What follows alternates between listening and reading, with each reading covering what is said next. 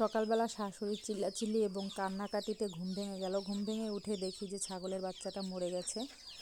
বলতেছে যে জন্মগত এতিম, ওর আর কোনো দিনও কোনো কিছু হওয়ার না, ওর আপন বলতে কেউ থাকলো না, এগুলো বলছে আর আফসোস করছে।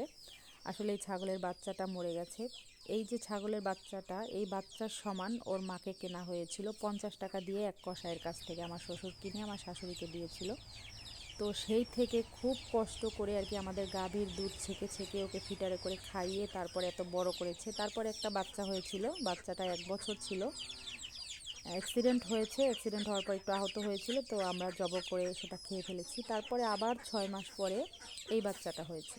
এই বাচ্চাটাও এত সুন্দর ছিল, আলাইনা এবং রাবিং সারাদিন ওকে নিয়ে খেলতো, খুবই আদর করতো কোলে নিয়ে। তো রাতে এত পরিমাণ ঠান্ডা পড়েছে, আমার শাশুড়ি কিন্তু ঢেকে ঢুকে রাখে, তারপরও বাচ্চার তো চঞ্চল, মারা গেছে ঠান্ডা।